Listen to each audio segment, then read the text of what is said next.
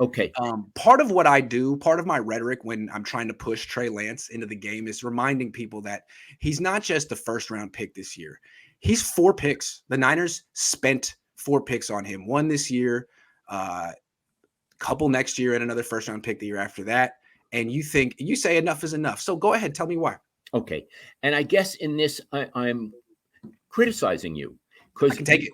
you in Yiddish should say you keep hocking at China I on keep this talking to point, China. and enough already. Here's the thing. I agree with you that the Niners overpaid for Trey Lance. I think we both feel they did. They probably could have got him by staying at 12, and they gave up 3 first rounds and a third. Is that what they gave up? Yeah.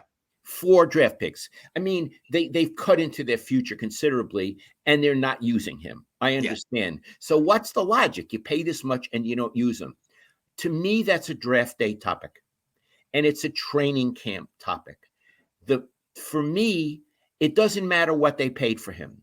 The only issue is who is their quarterback now and who gives them the best chance to win, or what combination of them gives the Niners the best chance to win.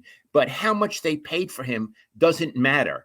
If they paid a lot for him, which they did, and the coach doesn't feel he's quite ready, he's not going to say, geez, not ready, but I have to put him in because we gave up 3 first-round draft choices. It doesn't seem logical to me, and it seems in the past. We're in the season now, so I would like to move past it. What do you say? I hear what you're saying, Dad. That's a great point.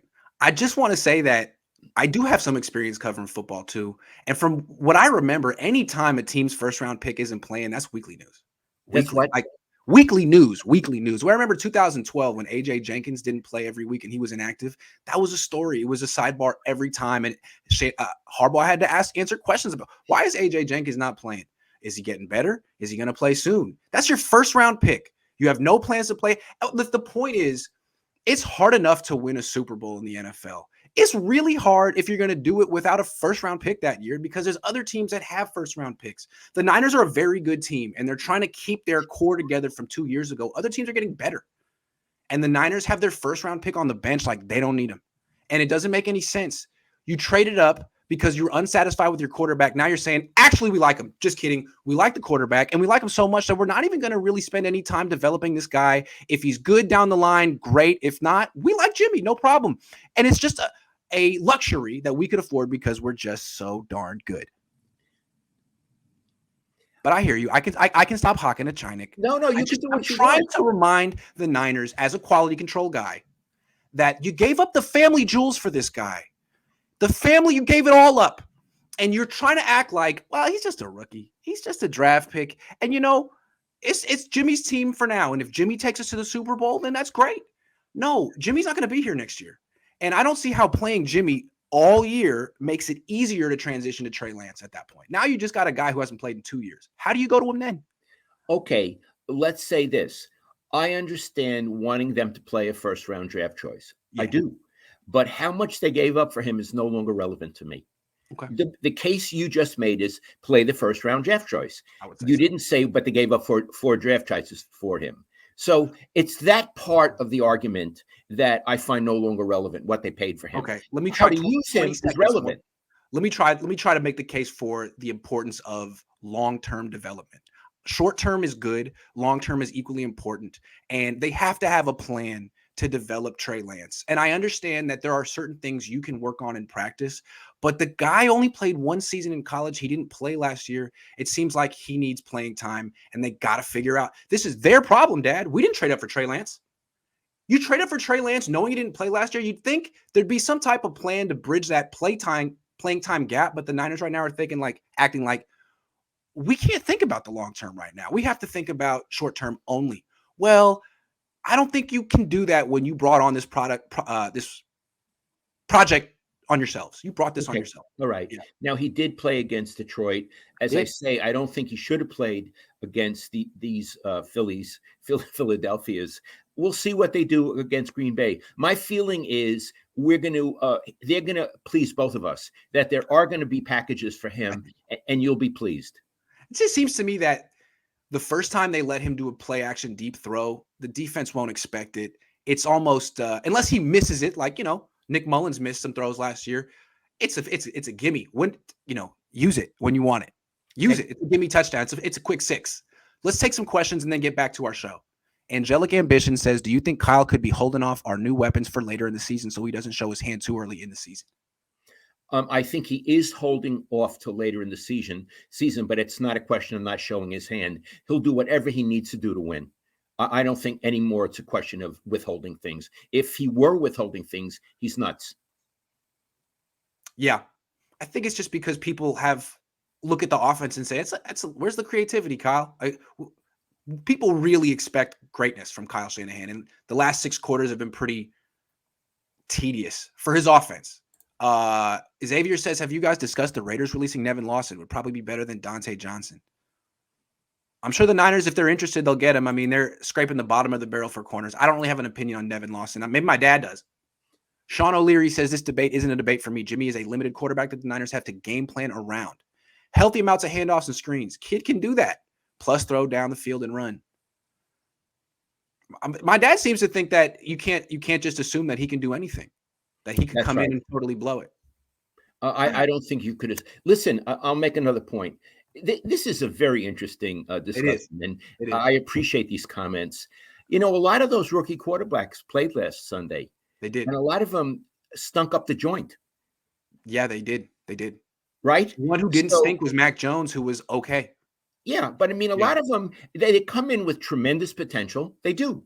But when you get them in a game, it ain't college anymore. So to assume that Trey Lance could just come in and be, I was going to say be Joe Montana, but he didn't get to start. He had to sit behind Steve DeBerg. They brought him along. So to just think that they could bring him in and he'd be great against Philly, which played very hard. I don't know about that. And the point is it's an unknown. Okay. But what do you think about if I were the offensive coordinator, you were the head coach, and I came to you this week and said, Coach, I'd like to use Lance for one play action deep shot in this game. What would you say against the Packers? I think we need it. I would say go for it. We can't beat the Packers with 17 points. This is Aaron Rodgers. He's going to score too much. We need something. And ball control won't. Let's call one. Is that okay? All right, let's do it. Yeah, I love it. That's why you're my offensive coordinator. Okay. See, we worked it out. Chris says, I get Jimmy starting, but didn't Walsh put Young in, went up big? And if the offense needs a spark, even just for a few plays, that was before my time. Do you remember how? It's true. And it used to bother Joe.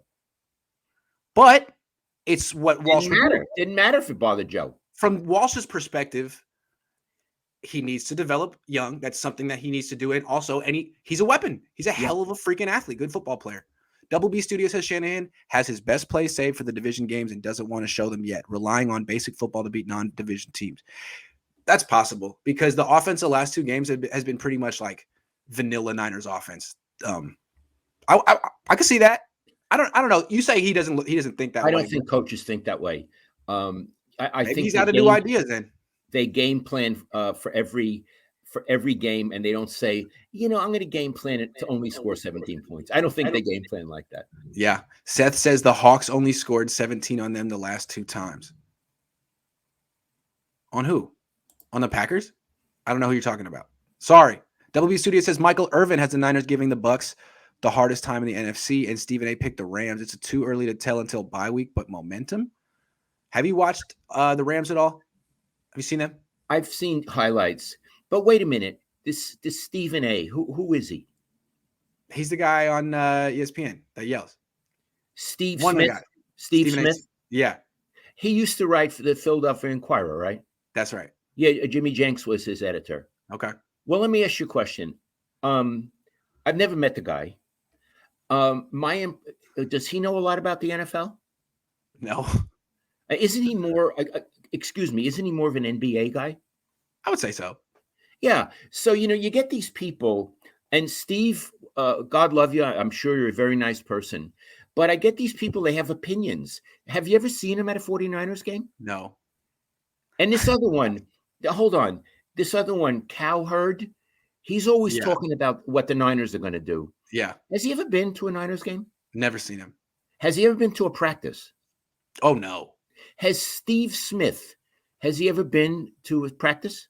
No. So why should I even care what they think? I mean, somebody, who cares? You know, my wife may have an opinion. No, she knows more about the Yeah. Niners. Yeah. You know, my nephew in Philadelphia may have an opinion, but he's never watched a football game. Why would I, why would I go with him? So this Steve guy, have a great life, and Cowherd, whatever your first name is. But I don't necessarily go to you as an expert on the 49ers. I would certainly go to Iggy. Fair. Voice ad agency says, I have said it with you before. We need to take a deep look at the qualifications of the trainer. Same exact injuries across the board and multiple setbacks. I don't like that at all. Sometimes you fall into that, Iggy. I'm sure these trainers are terrific. I know trainers, they work their butts off. They go to school. They have degrees. I have no problem with these trainers. And I actually, there are certain, I will talk about most topics. I don't even want to talk about this. I don't want these people to feel vulnerable. The team trainers or the team doctors, I believe they're at the top of their profession. And let's move on. Agree. And also, these injuries are happening in games. You can't hold trainers responsible for that. Injuries happen in football in games. Yep. There's only 5 great teams in the NFC, Bucks and the West, winning the division, and only Brady stands in the way for a Super Bowl. Go Niners. Absolutely. It's fun to be a fan. It is fun to be a fan. Well, we'll see what the Packers have in store. We know the Packers quite well, but we're going to talk about them in a bit. What's going to be the next bottle of wine bet with you and your dad? I don't know. Find one that I can win. I gotta be a little more judicious here because I keep losing. Jonathan says, I think the issue is Grant C. We are the worst offense in the division right now. That team does not win the Super Bowl, let alone the division. Yeah, I mean, they did what they had to do to beat 2 teams that probably won't make the playoffs. I think they're going to need more from their offense to win, especially the next 3 games. Let's just the next 3 games. Packers, Seahawks, Cardinals. Worst team in the division? There's a team in the division. Worst offense. But there is a team in the division that just lost. That's true. I would agree. Yeah. That's not, and I'm not, this is Jonathan. I'm not, Jonathan isn't speaking for me. I'm not speaking for Jonathan. Okay. He's just saying that they're going to need a better offense to win against some better opponents. I think so too. And I think the problem is we're seeing the limit of the Jimmy offense. At least that's what I see. But maybe he'll explode for 35 with no running backs against the Packers. Steven says, I just want to go back to when Grant said Jimmy needs to ditch the knee brace, play with attitude, not lose. No, hey, Grant, but isn't that what he's doing? Yes. And I want to say Jimmy's playing a good season so far. He's doing well. He's doing pretty much as well as he possibly could. Good for him. I agree with you. And he's playing with pizzazz. He is. I think he's outperforming Kyle Shanahan. Where's the running game? I'm with you. Yeah. The Mex says, doesn't Trey need game experience? He didn't play last year. 2 years is too long to wait, and all he needs is experience. He will lose all his feel. I just have a bad feeling if he ends up sitting on the bench for 2 years, he could end up being a bust. Is that a good thing for a young man to just not play? I don't know. I mean, I don't know. It's not good. It's not about Trey Lance. It's about the team. Man, I feel bad for him. He got taken to the worst place. If I were his agent, I'd want him on another team. Like, you drafted him so he could just sit behind Jimmy Garoppolo forever. I don't get it, but okay. I just don't understand why the Niners traded up for him. It doesn't make any sense. I agree. It doesn't make any sense. Throttle Out TV says, hey, Grant and Lowell, love the Cohn Zone. What do you think about the NFL looking into going all real turf? What do you think? Hey, that's such an interesting point. This artificial turf, I find insulting. People get hurt. When we used to go to games together in Arizona. That's an enclosed stadium. But Iggy, they take out the grass on rollers, remember? And they leave it all week in the sun. So they're not playing in artificial turf in Phoenix. Right. I really would, I don't think that the league gives a crap about the players. You think? You think, huh? 17th game just added to the schedule. Hey, guy, we care about you. Yeah, and we'll play on Thursday night too. After you played on Sunday, and you'll play on artificial turf. So yeah, I would love it all to be real turf.